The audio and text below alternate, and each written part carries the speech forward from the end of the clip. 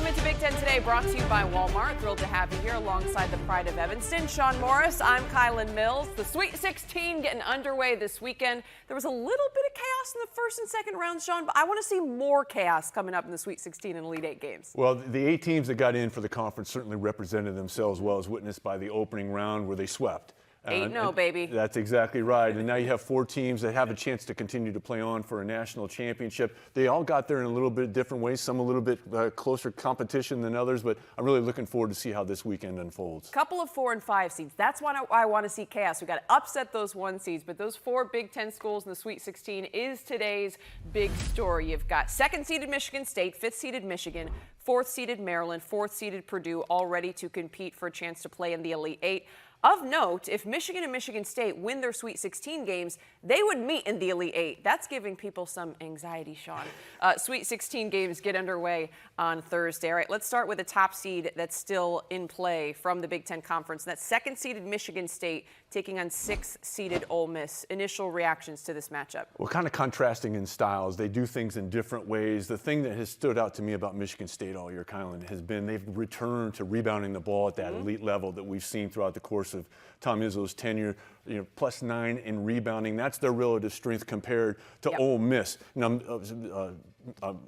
Michigan State sometimes struggles to take care of the basketball. That is not an issue for Ole Miss, witnessed by the fact they had 20 points off turnovers in their last win over Iowa State. So it's going to be really interesting to see who can impose their will. They like to get extra possessions. They just do it in different ways. Absolutely. How about Michigan State's defense? 5th defense in the country in terms of KenPom and the efficiency rating. Defending the three-point line is going to be super important, especially against an Ole Miss team that has been shooting the 3 ball especially well lately, even if not their strength over the course of the season. That's exactly right. Against Iowa State, they go 11 of 19 from deep. And keep an eye on Sean Padula. If you are Michigan State, you can't allow him to get going, because if he's not knocking down threes, he's freeing up his teammates, because he's very good and efficient with the basketball, as is everyone on that Ole Miss squad. So if you're Michigan State defending the 3, which has been very important and very effective for them all year, it's kind of been a dichotomy for the Spartans. They don't shoot the ball very well from deep, but they certainly defend it well. They're going to have to close out under control and make sure that they funnel those guys to help. It's that typical Tom Izzo basketball. They defend, they rebound, they run.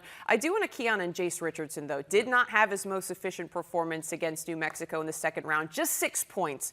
How can he get going in this game? Well, I think you'd like to get him going to the basket. And that last basket that he got was very late in that ball game. So when you have one of your best players who's held scoreless really for the entire game, that's good news coming into this ball game, because if you've shown you can grind out a win without one of your best performers producing at a high level, you have to feel good about his opportunity to come back and play, especially in the offensive end, very well. Now, he did distribute the ball. He did a lot of good things. He just didn't score. So if you're Michigan State, you want to get him going downhill, maybe get some things going to the rim, get him to the foul line to kind of get that offensive flow back, because they're going to need all hands on deck against an Ole Miss squad that will defend you. They're going to try to turn you over. So they'll need Jace Richardson not just to score, but to take care of the basketball along with his teammates. Richardson's growth has been so fun to watch since being inserted into the starting lineup. He's blossomed into a 3-level scorer. You mentioned the facilitating as well in that game. While the shot wasn't falling, 4 assists, 4 boards. That did snap a 12-game double-figure scoring streak. So hopefully he can get back to scoring at that level, because the Spartans are going to need him.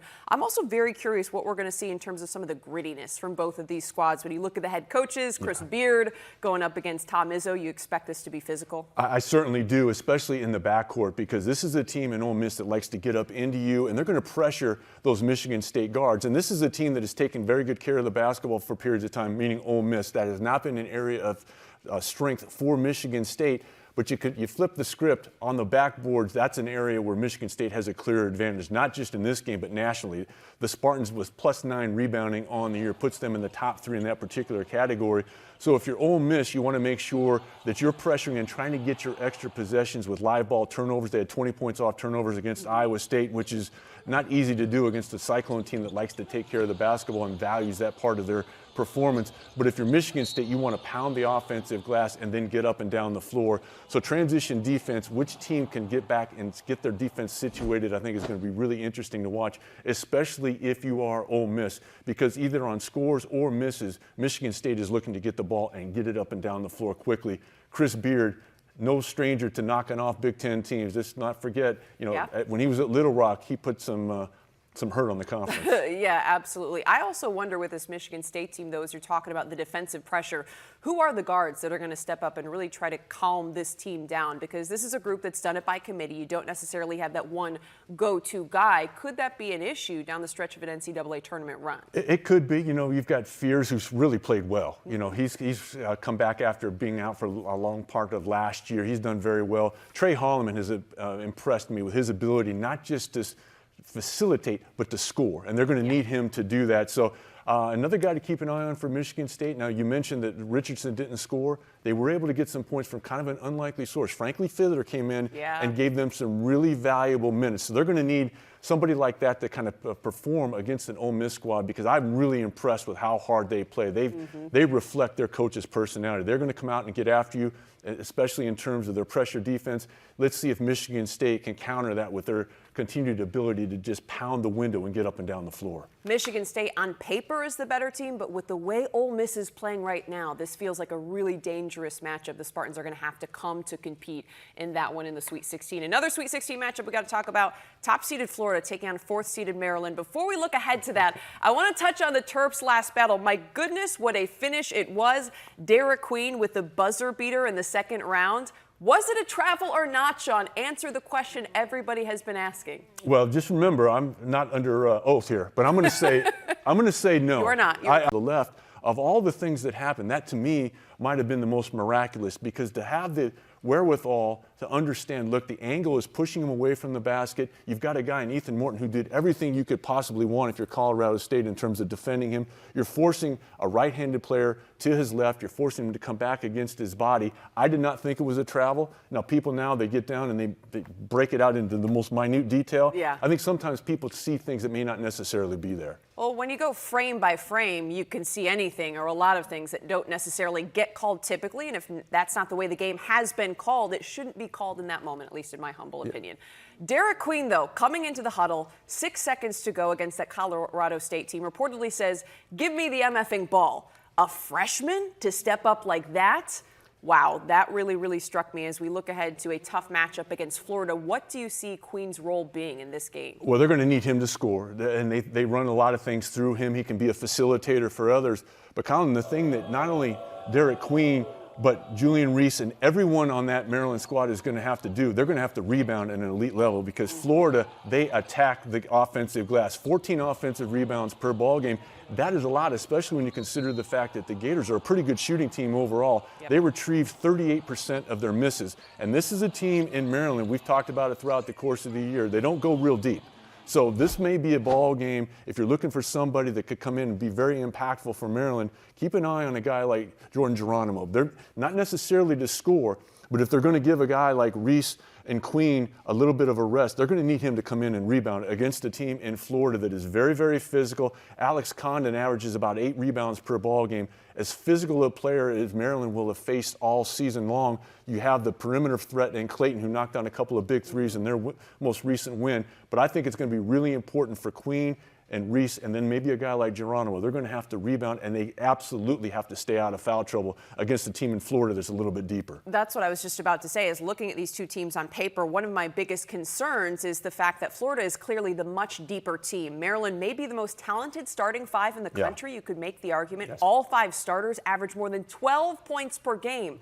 But after that, 345th in the country, the Terps are in bench points. Foul trouble could be just disastrous for this Maryland squad at any point in the NCAA tournament. Yeah, I think it's going to be really important that they kind of manage the minutes, especially of the bigs early, because I expect Florida, Derek Queen has been tremendous, but I think that Florida is going to come out and try to attack him physically. They have a very physical front line led by Condon, and maybe try to get Queen in foul trouble. So the guards, which are really experienced for Maryland, let's not forget, this is a team in Maryland last year, shot 29% from three-point range. They've increased that by 9 percentage points, 38%. So they went out and addressed needs. People talk about addressing needs in the portal. Maryland and Kevin Willard certainly did that. Jacoby Gillespie, as good as anyone you're going to find, not just in terms of shooting the three, but very efficient with the basketball, north of a 2-to-1 assist turnover ratio. They want to keep guys like that on the floor, but they're all going to have to rebound. I just want to continue to emphasize that this is a team in Florida. I think sometimes people think they may be a little bit more finesse. This is a team that is gritty, and they are going to attack the window, and then they have a performer in Walter Clayton Jr. You put the ball in his hands, you're going to want to try to make sure you have someone else beat you rather than him, because he's shown the ability to deliver time and again. In addition to that rebounding, another key to me is for Maryland to get the outside shot going. You got to get a Jacoby Gillespie going from beyond the arc, shooting more than 40% from deep on the season. Has struggled a little bit in the NCAA tournament. If you can get that outside shot to fall, you open up some space for that really, really good front court to work inside. Offensively, I feel like that could be another huge key in addition to what you've pointed out on the glass. How about Maryland, though? Picked to finish 10th in the Big Ten Conference in the preseason poll, and here they are going on to the Sweet 16. The other thing with Maryland, just one quick point. Yeah. You can keep Julian Reese on the floor now. You could not do that last year. He's improved his foul shooting by 17 percentage points. So now you can keep a guy like that on the floor. In their last game, chances are a season ago, he's not in the game.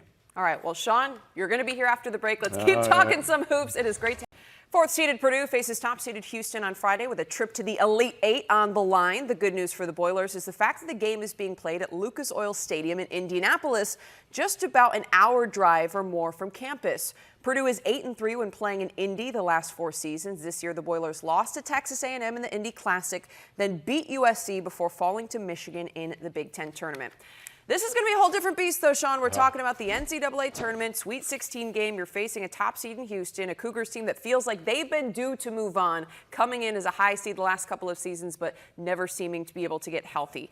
The Cougs have the best scoring defense in the country. They really put you under pressure, and the Boilers have been susceptible at times to turning it over against those types of defenses. What's going to be the key for Purdue? Well, you hit it right on the head. It's going to be taking care of the basketball against a Houston team that will turn you over. They're +5 in turnover margin on the year, and then you don't get a break when the ball goes up on the backboards because the Cougars are also +5 in terms of rebounding margin. So if you are the Purdue Boilermakers, an area of concern coming in, regardless of how things have unfolded over the last couple of ball games, is going to be taking care of the basketball, in particular Braden Smith. He had 8 turnovers against McNeese, and I think Houston, this is what they do, but they may use a little bit of this as a template of how they want to defend him. McNeese was very, very physical on him. They face guarded him. They tried to get the ball out of his hands. They tried to force him side to side on those high ball screens. And this is a team in Houston that really prides themselves on that defensive end of the floor. And they have multiple players that they can rotate on Braden Smith and try to wear him down. So if you're Smith, you have to be ready for that. You have to be ready for it, not just physically, but mentally, understanding what they're going to try to do to you, because Houston will come out and just try to take your lunch money. You mentioned 58 points per ball game allowed. They're also tops in terms of field goal percentage, defense. Any defensive statistic you want to look at, the Cougars are right at the top. And then on top of that, to make it even more difficult for the Boilermakers, you have a guy in L.J. Cryer who can go off. He had 30 points in their last ball game, can beat you from deep. So this is a very difficult matchup, not insurmountable, but a difficult matchup for Purdue against a very physical, talented, and experienced Houston squad. Well, you point out Houston's physicality. If Purdue can take care of the basketball and not turn it over, where offensively can they exploit? Because to me, I look at the Cougs and the fact that they're not super big in the front court as an area that maybe Purdue can take advantage of. I think that's exactly right, especially with a guy like Trey Kaufman. He shoots 60% from the floor, Kylan. So you want to get him going inside. Pretty good passer out of that. It'll be interesting to see what Houston does once the ball goes inside to him. Do they stunt? Do they run some different double teams at him to try to get the ball out of his hands? This is a guy that has shown the ability to score through contact against every team that he's played this year. So Houston will have a challenge with him down there. I think another guy to keep an eye on because of the athleticism that Houston's able to put forth. Cam Heide had the double-double against High Point, and he's a really athletic player. Only 5 points in their last outing, which is neither here nor there, but they may need him to come in and provide a little bit of pressure release against that full court pressure defense put on by the Cougars. And once the ball goes up on the backboard, Heide can really impact that part of the ball game as well. So this is going to be a game kind of like with Geronimo with Maryland. They may need a game from Cameron Heide in order to get over the top against the team in Houston. When this bracket came out, that was my pick to win it all. That's one of my concerns with Purdue, is something that we just talked about with Maryland, is possibly the depth, because Braden Smith, Trey Kaufman-Renn, Fletcher Lawyer can all go off for 20 points at any given time. But to me, I look at some of the bench contributions, even their other starters, putting up zeros at various points in important games in the season. To me, it's the others who are going to have to step up, and not necessarily as much of a question as if those three can produce. And I think all those players, starters and people coming off the bench against a Houston team that likes to set the tone. It's going to be really important. It is for every team, but it's going to be really important for Purdue in this ballgame to get off to a good start and not allow Houston to kind of set the tone like we're just going to turn off every utility you have and you're going to play in the dark. You cannot allow that to happen. You want to be able to make sure you can get up and down the floor, kind of spread the floor out. If Fletcher Loyer can knock down a couple of threes, spread things out a little bit, that'll make things easier inside for Trey Kaufman-Renn. But this is a really difficult matchup because I can't emphasize enough how impressed I've been throughout the tenure of Kelvin Sampson in Houston to kind of instill this. And the players may change, but the form of play does not. And they have an elite scorer in LJ Cryer to kind of top things off. One thing Purdue has going for them, they've been there before. A lot of players on this team were a part of that run to the national title game one season ago. Maybe that experience could pay dividends in that matchup as well. Top-seeded Auburn taking on fifth-seeded Michigan. This could be a battle of the bigs. Vlad Golden, Danny Wolf going up against Janai Broome, who's a really tough interior scorer. What are you watching in this one? Well, I think for Michigan, this is going to be taking care of the basketball against an Auburn squad, very athletic, very deep, very physical, kind of repeating the theme of things you see for the SEC squad. So Trey Donaldson, I think, is going to be really impactful in this ballgame, not just in terms of his ability to take care of the basketball. He's done that very well individually. North of a 2-to-1 assist-turnover ratio. Michigan as a squad last in the Big Ten in terms of turnover margin, but you're also going to need Trey Donaldson to knock down some threes as well to kind of stretch out this Auburn squad because Auburn, their bigs, Broome and everybody, they're not going to necessarily get caught up in those two-man big guy games that Michigan's been able to exploit with some other people as effectively because they switch 1 through 5. So I think it's going to be very important for them to not just take care of the basketball, not just Trey Donaldson, but Danny Wolf, who's had a tremendous year. If there's a concern, sometimes he can be a little loose with the basketball. And if you're loose with the basketball against Auburn, it's going to be going the other way very, very quickly. So you want to make sure you do have the size advantage with Golden and Wolf. You want to make sure you have the ability to take advantage of that by, most importantly, taking care of the basketball and be able to get into your half-court sets. Maybe a Trey Donaldson revenge game loading, going up against his former school in Auburn. Maybe a little spicy there. Another player I did want to bring up is Roddy Gale Jr. coming off a 26-point performance off the bench in their second-round win over Texas A&M. How could he contribute to this game? I think what he did last time, I think going to the bench has helped him a little bit. I think he was pressing a lot, especially during that middle to latter part of the season for Michigan. So for him to be able to come in off the bench, kind of see how the game is being officiated, how it flows, and he didn't really force anything. And I think when he's struggled, that's been when he's trying to make something happen that isn't there. All 26 of his points last time out, very, very much within the offense, and he took advantage of the attention his teammates were getting, especially Golden inside and Wolf with his ability to handle the ball. There's also something that could be said about Michigan, bringing in some momentum after winning that Big Ten tournament title. That's a thing in March. It certainly is, and they're playing very, very confidently. Defensively, they've gotten some big shots throughout the course of the year from other guys. Don't forget Burnett hit a shot to beat Rutgers at the buzzer. So they have a lot of offensive weapons, but their inside play and the fact that both Golden and Wolf have shown the ability, I think at the beginning of the year, people weren't really sure how that was going to work. Well, it's worked out pretty darn well. If you're the Michigan Wolverines, they're very unselfish. Golden continues to improve and become a little bit more confident in their playing within himself. But Danny Wolf and his ability to play make, and most importantly, especially early against Auburn, taking care of the ball is going to be paramount. Michigan, Auburn in the South region. If the Wolverines were to move on and the Spartans were to move on, I keep teasing this, but that would be a fascinating Elite Eight game to watch, so I'm rooting for the Iowa men's basketball program heading in a new direction after the school announced Ben McCollum as the program's next head coach earlier this week. The Iowa native is coming off an impressive first and last season as the head man at Drake. The Bulldogs went 31-4, won a conference and tournament championship and upset Missouri in the first round of the NCAA tournament. Prior, McCollum won 4 national titles at Northwest Missouri State. Which leads us to today's big stat, brought to you by Walmart. In his 16-year coaching career, McCollum has won nearly 82% of games with an overall record of 426-95. That's the 5th highest win percentage of any NCAA coach with a minimum of 10 years of experience. One more nugget for you. Those 31 wins this past season at Drake were the most by a first-year coach in Missouri Valley Conference history.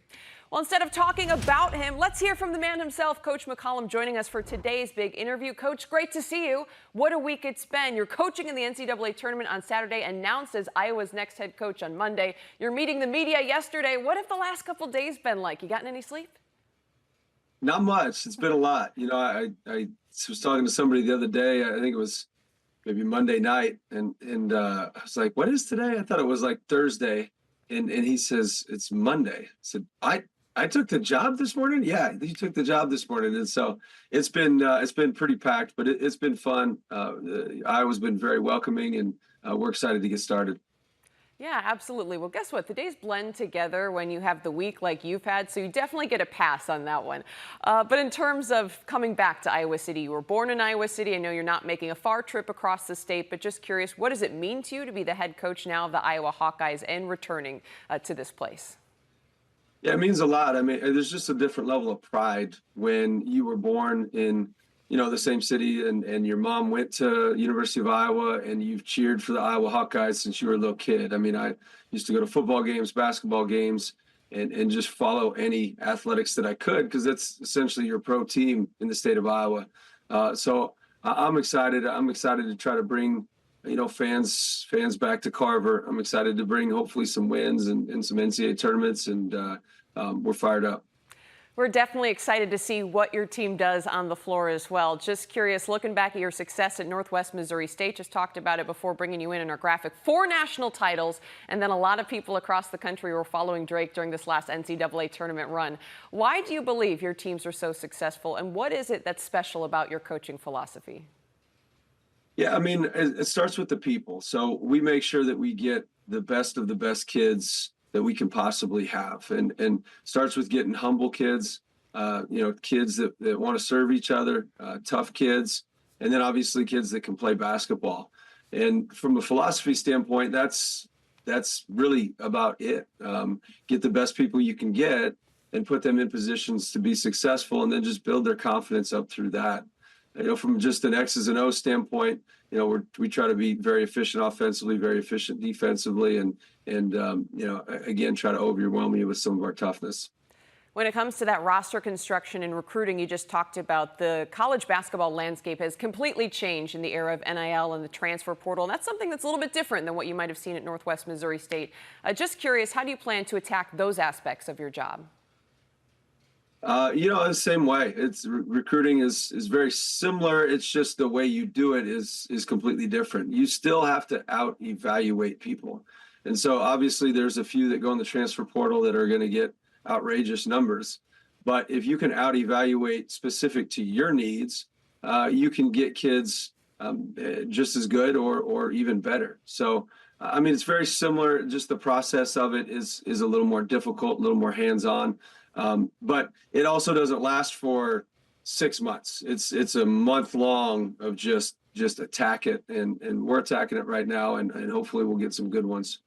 You also programs. So now let's really reinvigorate a place that you love so much, and hopefully they choose to come back. Something he touched on earlier was the X's and O's portion of it, that you do run highly efficient offenses. Could you expand at all upon just what that philosophy is on the floor and the style of basketball people might expect? Yeah, I mean, the style we played at Drake last year isn't necessarily how we want. Like, that's not the perfect style that we'll want. From a defensive perspective, it was very physical, man-to-man, get after you, all those different things, impose our will. Offensively, in the past, we've had teams that had 5 shooters, all 40+% on the floor at a time. So we'd prefer to play at a little faster pace.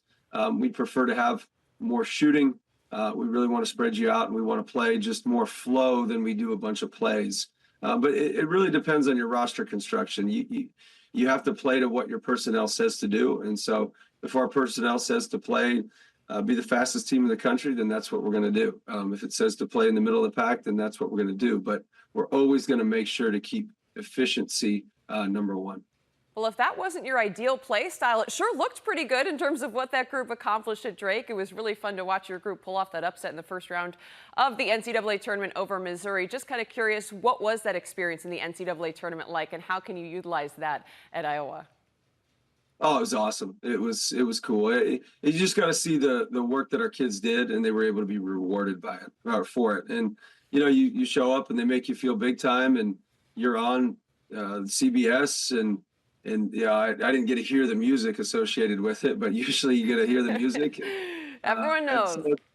I know. I need to go back and watch that game. So I'll try not to watch that second game, but I'm gonna watch the first. I haven't had an opportunity to do it, but I'm certainly gonna do it here shortly. Well, not long after your playing career, you almost immediately got into coaching. Why? What was it that drew you into this profession to start? Yeah, so I actually went to work for Wells Fargo for about 3 months, and I didn't feel like I was making the difference that I wanted to, and so I came back to Northwest as a graduate assistant, an unpaid graduate assistant. So I paid for my own way. First year of graduate school, second year became the full-time graduate assistant, and then the Division II assistant, and then Division II head coach after that. So I just my whole goal was to make the difference on kids' lives, and I felt like coaching was the best way to do that. Quite a bit of money in any other profession. You have to dress up, you have to dress appropriately, and you have to look like a professional. And so I'm not saying other coaches don't look professional. I just always felt like that was the best way to show that. Well, you know what? You look good, feel good. That's what it's all about. Well, Carver Hawkeye has some great crowds. That's one of the things that stands out to me every time I go cover a game there. It is so loud. What are you most looking forward to when it comes to interacting with this fan base? Yeah, I mean, getting it full, getting it filled up. That's what we want to do. We want them to be a part of the rebuild. Like, we want them to be a part of this whole thing, and it's going to be hard, and there's going to be struggle, but there's going to be a lot of good times too, and we want all of Iowa to be a part of this. Awesome. Any last message before we let you go for Iowa fans or just Big Ten basketball fans from you? No, I'm just excited to get started, and obviously the real work starts now. But I appreciate you having me on, and go Hawks. Well, Coach, we appreciate you. Best of luck in the upcoming season. We're looking forward to seeing what you accomplish. Thank you. Appreciate it. This gives you chills to see it. The Wisconsin women's ice hockey team alone at the top after winning their 8th national championship last weekend. That's the most of any D1 women's ice hockey program all time. Head coach Mark Johnson's win total now at 667 wins on the bench with the Badgers, the most all time of any D1 women's ice hockey coach. Wisconsin knocked off Ohio State with a thrilling come from behind overtime win in the title game last weekend.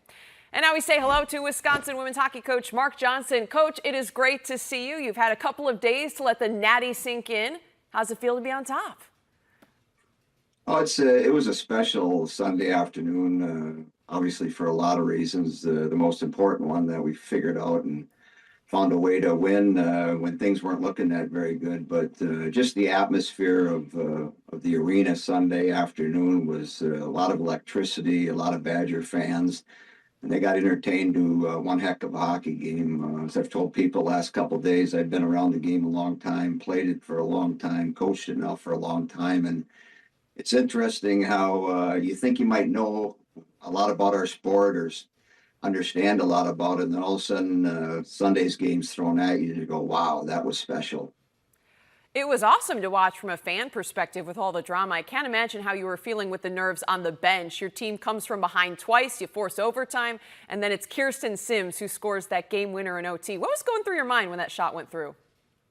I actually, once we decided that she was going to take it, I didn't watch. I didn't want to see what the result was going to be, whether it was going to be a goal or a save by their goaltender. I was going to go off the reaction from the bench, and obviously our bench got quite excited, and I asked my assistant coach Jackie what she did, and she told me about the deke, and I didn't see the actual move until I was going up to the press conference in the elevator when AJ Harris showed me it on his phone, and it was like, wow, just the courage and the conviction that she had in accepting the shot and then going in and executing on such a big time pressure situation, knowing that if we missed that opportunity, that might be the end of the game. So it was remarkable, and I'm actually still pinching myself that the script was written the way it was. You couldn't write it any better. That's wild, though, that you didn't watch her penalty shot until after the game wrapped up on video. I do want to talk about what led up to it, though, because you saw some on the broadcast where you addressed the group in the huddle saying, who wants to take this as you have the opportunity to force overtime? Sim's hand shoots up immediately. What were those conversations like? Well, it's just, again, put yourself in our players, skates, and, here you got 18 seconds in the national championship game. You're down 3-2. Obviously, we have to score to extend the game. And so most people don't want to accept that challenge. I mean, you have to have ice in your veins, and you have to be convicted where, it's like all of a sudden I'm going to clear my mind. And the only thing I'm thinking about is I'm going to execute this and I'm going to score. And not a lot of people could get themselves into that space under those circumstances. So I give her a lot of credit for stepping up, putting her hand up, and wanting to go out and take the shot. It was really impressive throughout this game, the way your team responded. You go down a goal, you tie it up. You go down two, you tie it up in the last seconds. What was it about this group that allowed them to have that type of resilience in these moments? Yeah, the thing we had talked about was trying to be consistent all season, and no different than any other year. And that's the challenge where, can we practice hard every day? Can we play well the next weekend and the next month, and try to get to the end of the season playing our best hockey? And this group was very consistent. We had some great experiences throughout the year. We had a wonderful experience after Christmas and playing in an outdoor game against Ohio State at Wrigley Field. And we had some games where we had to come back. So, wise people learn from their experiences. And I think this team learned from a lot of their experiences throughout the season. And even when there wasn't a lot of hope at the end of the game Sunday afternoon, there was still some hope there. And the game's funny because that's why you play the whole 60 minutes, because you never know what's going to happen. We saw a unique setting in Sunday afternoon's game with a penalty shot with 18 seconds to go. That just gives me chills. It's the hope, right? That's what makes sports and the reason why we love it so much. But since you brought up what your group accomplished throughout the course of the season, you've coached a number of championship teams, but this year your Badgers set a program record with 221 goals. What was the biggest key to that offensive success?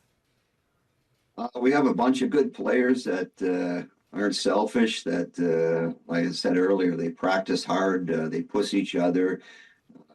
They hold each other accountable, and we see that every day. Everybody asks me, why is KK Harvey such a good defenseman, and why does she skate so well? And I says, come and watch us practice on a Tuesday or a Monday, when no one else is seeing us. And she practices hard every day. She tries to continue to get better. And if you have a group of players, especially your leaders and our captains on our team this year with Casey O'Brien and Layla Edwards and Lacey Eden, and then you throw KK in there. Those four leaders are practicing the way they do and committing to becoming better players every day. Everybody else sort of follows along, and it's just a great environment. So you give the players a lot of credits because they're the ones that have to go on the ice. They have to execute, what they're trying to do. And at the end of the day, and you look back on the season, they earned everything that was, that they worked at. And some of them got a bunch of individual awards, but at the end of the day, that last piece to our puzzle was a perfect fit. Casey O'Brien, man, what a season she had. What has this group of seniors and upperclassmen meant to you? It's been fun to watch them, continue to work at their game, and even that they've had success. I mean, that group won the national championship a couple years ago against Ohio State. Then last year we lost the last game in the championship to Ohio State. And so it's a learning process. One year you're really excited at the end because you have the trophy. The next year you're disappointed because you were close to it and it slipped away. And what do you do? And so they came back, they worked hard at it, and led by our senior class and our upperclassmen, they were able to get the job done this year. So it's exciting. And again, as I told the group too, Monday always comes. So Monday came, and fortunately for us, we brought the trophy back to Madison.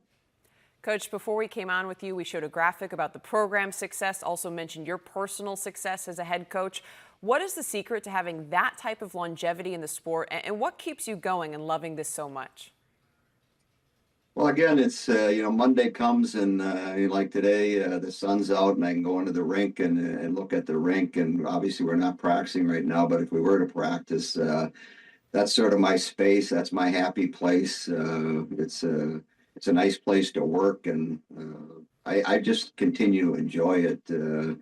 And if you have good players and you work with them, I've always said that leaders, and I happen to be a coach, so I'm the leader of our group. But it's more about serving my players, and I sort of approach it each week and each day as our staff does, is like, what can we do to make them better players and better people off the ice, and work at that. And then it's up to each group individually, and every season to try to connect and become a team, become a close-knit group, and work together to try to become the best version of they're capable of becoming. And you get to the end of the season, and all of a sudden you're playing your best hockey, and then you have a chance to do something special. And I get so excited about watching the kids celebrate after, what we saw Sunday, and then some of the things that they're going to take with them away from the University of Wisconsin. That'll, they're going to have memories for the rest of their life because of what they were able to do and their time here in Madison.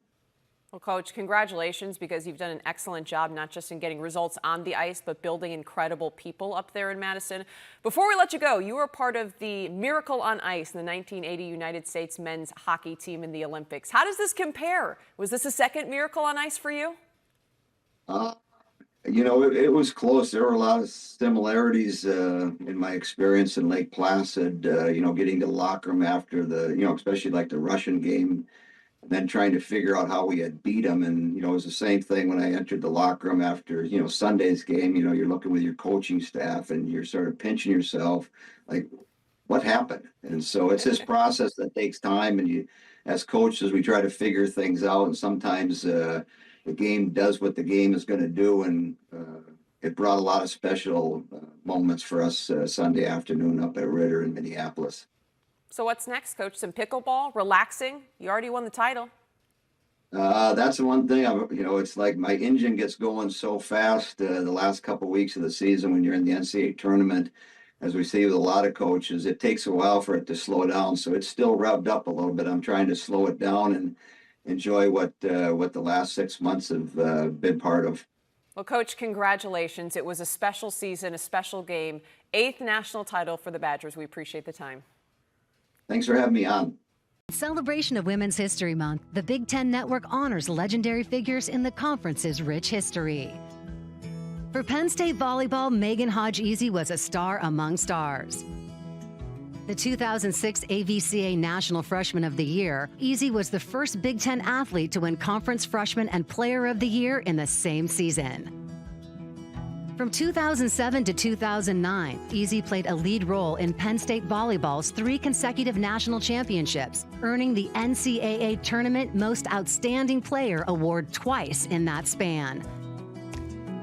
She was the 2009 AVCA National Player of the Year, a 4-time AVCA First Team All-American, and a 4-time unanimous First Team All-Big Ten selection. In 2023, she returned to Penn State volleyball as an assistant coach. And in 2024, with Easy on the sidelines, Penn State volleyball won its 8th national championship. A trio of head coaching announcements across Big Ten men's hoops this week. Iowa announced Ben McCollum as the program's next head man. Minnesota announced Nico Medved as the Gophers' new head coach. Indiana has hired Darian DeVries to lead the program in 2025-26. Here's a weird quirk. All 3 have coached at Drake at some point or another. So I guess pay attention to whoever Drake hires after McCollum. All right. Well, Sean is back with me to talk a little bit more about the directions of all those programs with those new head coaches, starting with Iowa. Ben McCollum, a lot of the country saw what he just did with Drake, coming from a Division II program. 4 D2 players followed him, yet they just knocked off a really good Missouri team in the first round of the NCAA tournament. What kind of coach are the Hawkeyes getting? They're getting somebody who hangs their hat on the defensive end of the floor. We heard during your interview, they like to play differently if the offensive personnel dictates, but the one thing that has been consistent during his coaching career has been the defensive end of the floor and how hard they cut on the offensive end of the floor. I think Iowa's going to really enjoy how hard this team plays on the defensive end and how well they cut and move away from the ball. It's going to be really interesting to see if he can retain some of the guys that are currently on that roster. Absolutely. There also are reports out that he's going to be bringing with him a Missouri Valley Conference Player of the Year in Bennett Sturts. Have you watched Bennett at all, or can he give us a scout?